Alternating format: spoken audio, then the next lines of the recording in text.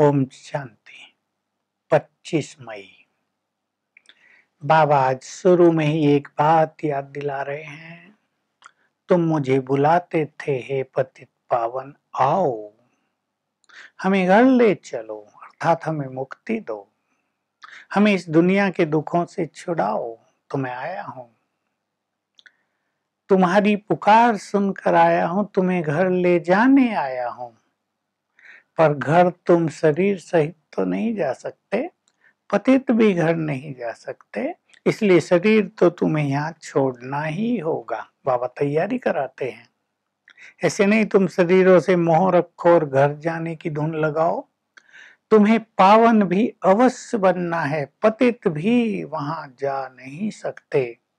तो पावन बनने के लिए बाबा कहते हैं तुम एक मुझे याद करो बस, और किसी से प्रीत न रखो, केवल एक मेरे से प्रीत रखो, मेरे से बुद्धि योग लगाओ तो तुम पावन बन जाएंगे। तुम भक्ति करते आए, भक्ति में सोचते थे भक्ति से भगवान राजी होगा।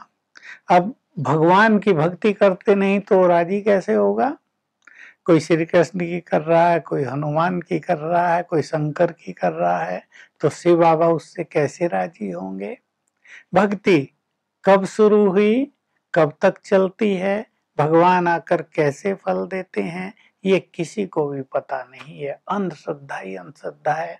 तुम जानते हो द्वापर युग से भक्ति शुरू होती है, कलयुग अंत तक चलती है, फिर कलयुग अंत में बाप आते हैं तुम्हें भक्ति का फल देने के लिए और सब बताते हैं मैं कौन हूं, तुम्हारा मेरे से क्या नाता है, मैं सर्वशक्तिवान हूं।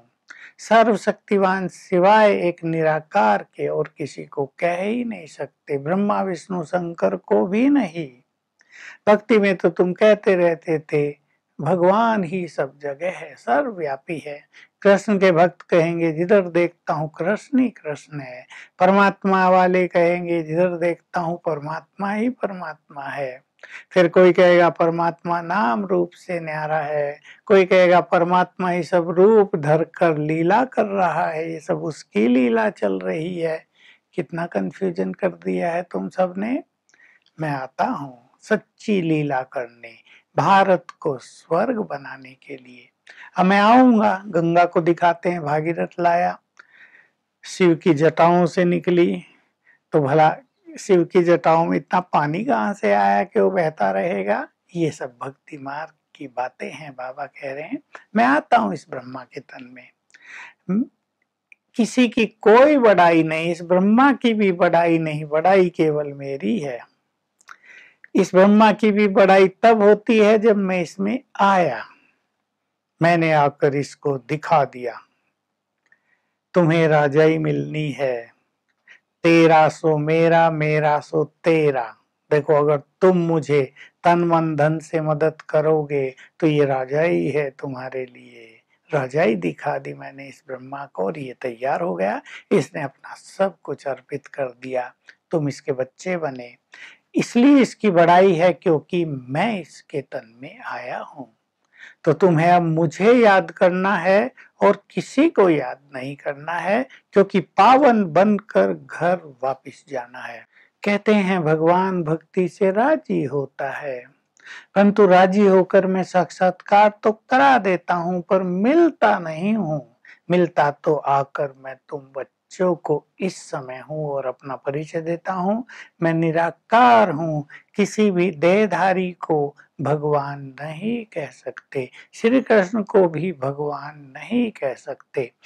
मैंने पढ़ाई पढ़ाई उससे ये श्री कृष्ण बना है, श्री कृष्ण ने पढ़ाया नहीं है।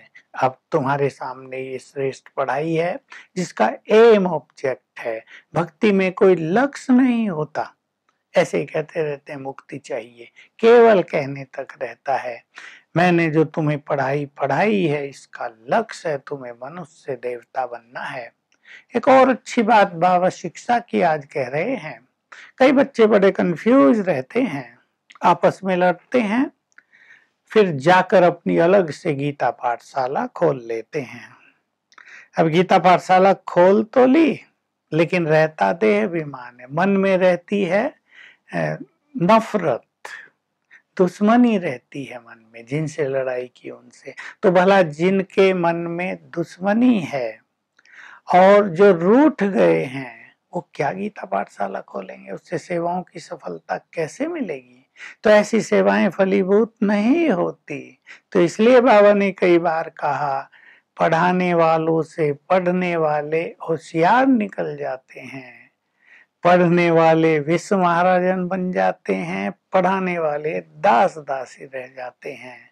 तो बाबा कह रहे ये सब तुम्हें नहीं करना है, न रूठना है, न देह अभिमान में आना है, न अलग अलग जाकर गीता पाठशालाएं खोलनी है।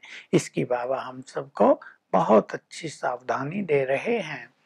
आज की मुरली में वरदान है, स्वयं को परिवर्तन करके विश्व के आधार मूर्त बनना है। देखिए बहुत अच्छी बात है। मनुष्य दूसरों को परिवर्तन करना चाहता है। दो बातें होती हैं, एक होती है मनुष्य दूसरों को परिवर्तन करना चाहता है। दूसरी इंपॉर्टेंट बात ध्यान देने योग्य है कि समय के आधार पे, साधनों के आधार पे, परिस्थितियों वश वो स्वयं को परिवर्तित करता है। तो जो परिवर्तन करने की शक्ति होनी चाहिए वो नहीं रहती, और तुम्हारा जो भाग्य है वो बट जाता है इन चीजों में जिनके आधार से तुम अपने को परिवर्तित करते हो। लेकिन तुम्हें स्वयं को परिवर्तित करना है और विश्व के आधार मूर्त बनना है। स्लोगन भी है, सेवाओं में उमंग उत्साह ही सफलता का आधार है। तो आज सारा दिन हम बहुत अच्छा अभ्यास करेंगे, आत्मा बनकर परम धाम में जाएंगे, बाबा के पास कुछ देर बैठेंगे, फिर वापिस इस देह में अवतरित होंगे। फील करेंगे मैं परम धाम से बाबा से शक्ति भरकर इस देह में आ गई श्रेष्ठ कार्य करने के लिए। Om Shanti. To watch Peace of Mind channel videos on YouTube, subscribe us on youtube.com/tvpeaceofmind. Just a click for a peaceful life.